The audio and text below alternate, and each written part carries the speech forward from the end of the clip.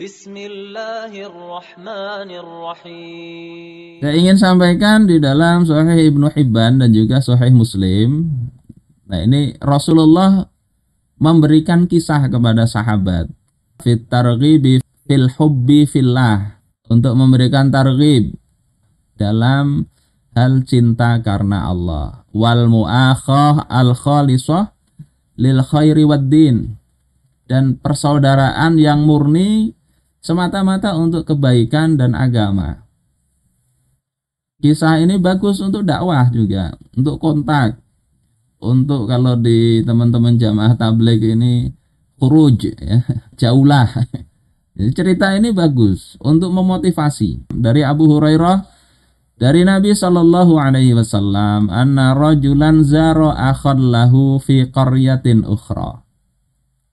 Ada seorang laki-laki, dia mengunjungi saudaranya di desa yang lain. Ini makanya kita bahas yang sebelumnya, ziarah itu tidak mesti ketiga masjid saja. Kalau ziarah kepada orang soleh walaupun jauh ya nggak apa-apa. Qala fa'arsadallahu lahu ala madarajatihi malaka. Maka Allah subhanahu wa ta'ala mengutus untuknya seorang malaikat ya, ala madrajatih. Madrajah di sini artinya at-tariq, di jalan. Jadi ditemui oleh malaikat yang diutus oleh Allah di jalan. Falamma ata alaih qala, ketika malaikat ini mendapati orang tadi, dia berkata, aina turid, engkau ini mau kemana? Maka orang tadi mengatakan, uridu akhalli fi hadhil qaryah. Aku ingin menemui saudaraku di kampung ini. Maka malaikat berkata, hallahu alaika min ni'matin tarubbuha. Apakah ada kenikmatan atau ada urusan yang menyenangkan engkau dengan saudara engkau ini? Ada bisniskah, urusan apakah? Maka kata orang ini, lah, nggak ada sih. Ghaira anni uhibbuhu fillah. Melainkan aku ini ya datang ke sini karena kecintaanku kepada dia karena Allah Ta'ala. Cinta karena Allah. Jadi ini luar biasa, datang jauh-jauh, nggak ada urusan bisnis. Nggak ada urusan mau pinjam duit. Ya, kalau ada urusan pinjam duit biasanya datang. Giliran ngembalikan jangankan datang, ditanya-tanya nggak datang-datang. Bisa ganti nomor handphone. Ini nggak ada urusan apa-apa. Maka malaikat ini kemudian mengaku, fa inni rasulullahi ilaik.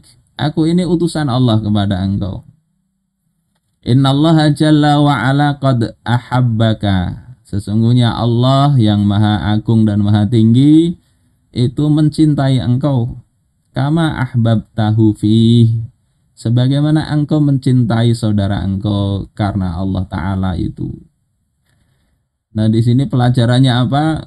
Pelajaran cinta kepada saudara. Ini perlu kita tumbuhkan ketika mau kontak, mau berkunjung kepada saudara, termasuk juga apalagi kepada orang tua. Coba munculkan dalam hati kita ini, kita berkunjung karena kita cinta kepada dia. Kecintaan karena Allah agar saudara kita juga taat kepada Allah Ta'ala. Kecintaan karena Allah agar saudara kita ini juga merasakan bagaimana nikmatnya ketaatan kepada Allah Subhanahu wa Ta'ala. Itu cinta karena Allah.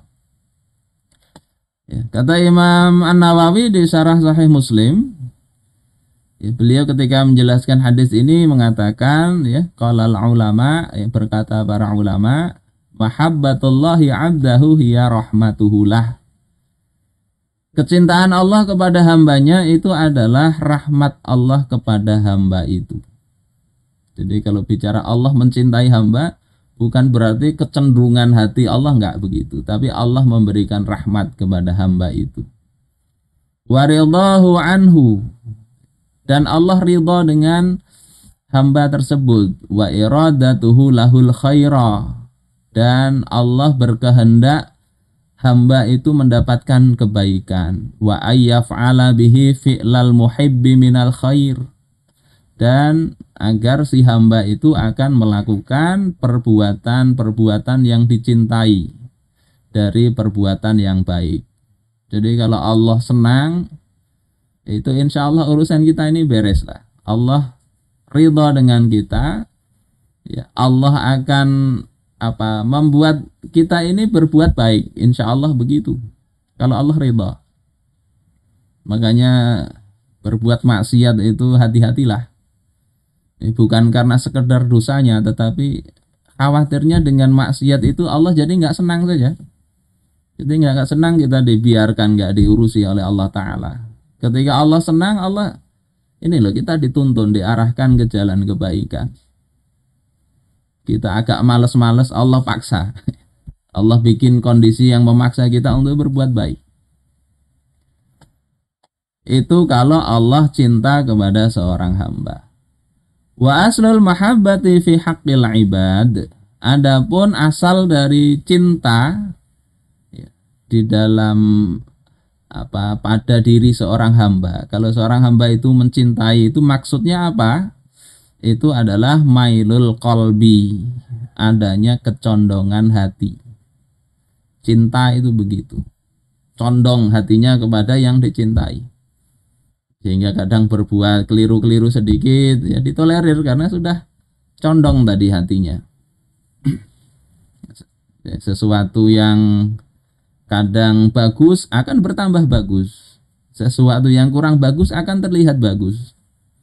Pemberian yang kecil akan terasa besar kalau memang ada kecondongan hati. Dikasih sapu tangan saja gembira luar biasa kalau dia mencintai yang memberi sapu tangan itu. Tetapi kalau hilang cintanya, ya sudah, ditukarkan sepeda motor saja mikirnya minta mobil. Jadi mailul qalb, condongan hati. Wallahu ta'ala munazzahun an dzalik. Dan Allah itu suci dari sifat kecondongan hati itu. Sehingga kalau cinta itu pada Allah Ta'ala, ya kita bicara cintanya Allah, bukannya kecondongan hati, tapi tadi rahmat dan ridhonya. Kemudian kata Imam An-Nawawi, fi hadzal hadits fadlul mahabbah billahi ta'ala. Dalam hadis ini menyatakan keutamaan cinta karena Allah. Jadi kita mencintai bukan karena orang tadi memberikan pinjaman, bukan karena orang ini satu grup dengan kita, tapi karena Allah, yakni karena ketaatan orang tersebut. Wa annaha sababun li hubbillahi ta'ala al-'abda. Dan kecintaan kepada hamba karena Allah, ya, kepada saudara-saudara karena Allah, itu menjadi sebab bagi cintanya Allah kepada hamba tersebut. Jadi kalau ingin dicintai Allah, coba kita usahakan mencintai saudara-saudara kita. Wa fihi fadilatu ziyaratis sholihin wal ashab. Dan di dalam hadis ini ada fadilah, keutamaan untuk mengunjungi orang-orang sholih dan para sahabat. Ini perlu juga dibiasakan. Jadi orang nggak usah bicara membawa misi dakwah, dengan membaca ayat hadis ini ya bisa memotivasi untuk berkunjung, walaupun sekedar berkunjung. Walaupun zaman ini kadang agak repot ya kita berkunjung begini ya, apalagi jauh-jauh, pasti ditanya itu ada keperluan apa. Kalau kita bilang nggak ada keperluan selain ini, kayaknya orang juga curiga, ini jangan-jangan mau cari pinjaman. Ini sedang kesulitan atau bertengkar dengan istri dan sebagainya. Tapi kalau sudah biasa, insya Allah prasangka itu hilang. Wa fihi annal adamiyyina qad yarawnal malaikah. Ya, di dalam hadis ini juga menjelaskan bahwasanya anak manusia, anak Adam, ya, itu bisa melihat malaikat pada zaman itu. Zaman sekarang apakah masih mungkin? Ya masih mungkin kalau Allah mau kan.